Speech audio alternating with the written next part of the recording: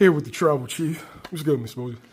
Everything is everything, good brother. How you feel, brother? Oh, man, I'm chilling, man. Good. You got another busy week ahead of you. Yes, sir. Your fighter, Fulton, is facing Carlos Castro. Yes, sir. How you feeling about that fight? I think this is going to be a wonderful comeback for Scooter. Now, this is your first camp together in a long time? With Scooter? Yeah. Yes, sir. Yeah. I mean, I helped him before, but I wasn't, working the corner. This time I'm working the corner. How's he looking? Looking great, man. You know what I mean? Looking great. You know what I mean? Working inside, working outside. You know what I mean? He's looking real good. Working on that tight defense. You know what I mean? He's ready, man. He's ready. When a fighter is coming off of a layoff, what's like one of the most important things in training camp? Well, most important thing, don't rush getting back. Take your time when you come back. Don't rush. Don't rush it. Try to take the weight off. Take your time.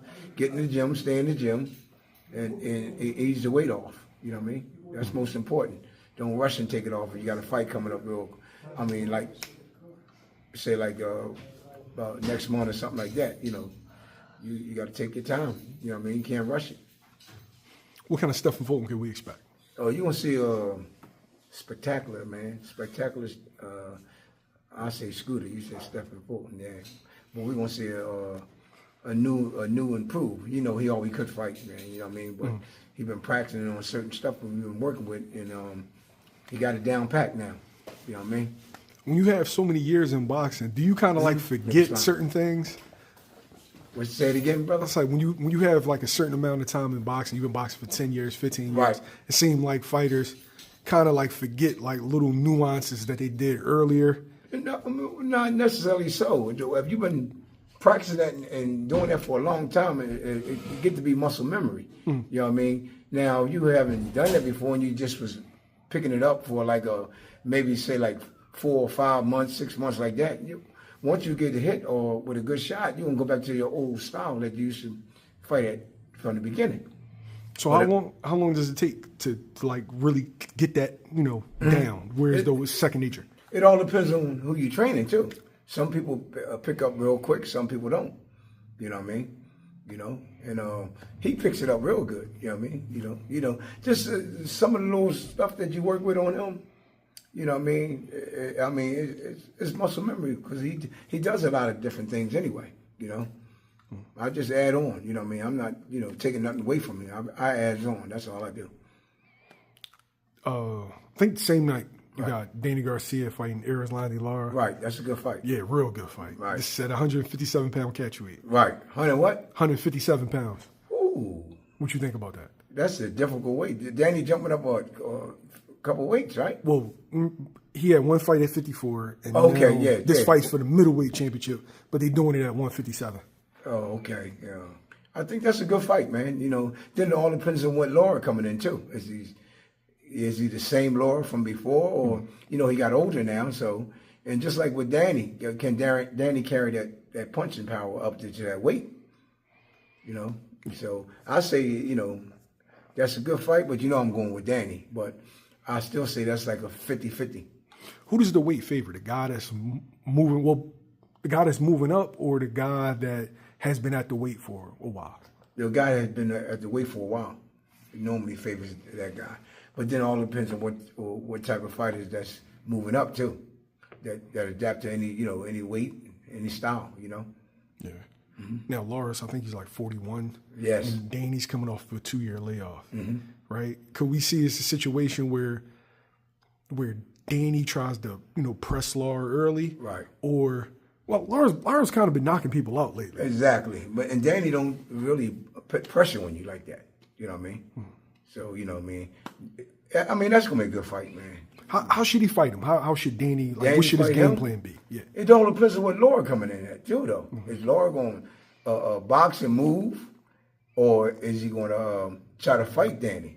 But if he box and move, Danny should put pressure on him, cut the ring off and put pressure on him, and start breaking him down to the body, to the head. You know what I mean? That's what I see, you know what I mean? But if Lara try to trade with him, that's a different situation. I got Danny when he tried to trade with him. As long as Danny let his hands go, though. A lot of times Danny don't let his hands go enough. Lara's one of the best counterpunchers of the last 10 years. Mm-hmm. How can you let your hands go responsibly? But see, that's the key though. When you let your hands go more, it's hard for them guys to counter punch you. Now, if you're throwing 1 and 2 punches, like a jab and a right hand or just a jab, they count over that. You know what I mean? But you throw accumulation of punches, it's kind of difficult because what they're going to be doing, they're going to be blocking while you throwing them punches. Got you. Yeah. Same night, Canelo, Berlanga. How you feeling about that one? That's another good fight, man. You know what I mean? Berlanga, that's my young boy. I like him. You know, but Canelo is a master, man, at what he do, man.